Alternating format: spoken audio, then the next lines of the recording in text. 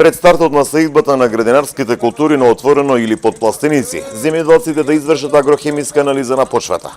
Ова е препораката од агроекспертите кои тврдат дека земјоделците се помалку прават анализи на почвите, иако треба да се посвети поголемо внимание на овој сегмент, пред се за квалитетно и конкурентно земјоделско производство.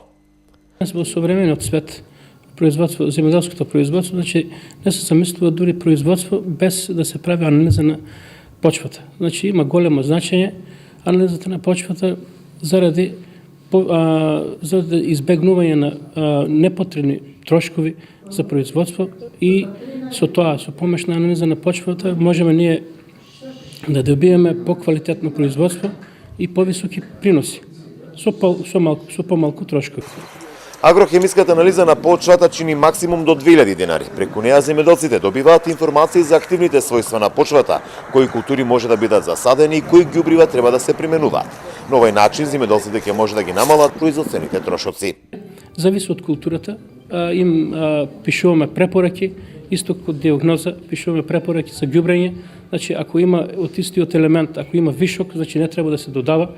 Значи секогаш гледаме аз тие што вршат анализа, дури со по-малку ѓубрење ја поминуваат годината. После, пред да се врши садење или сеење на некоја култура, треба да се прави анализа.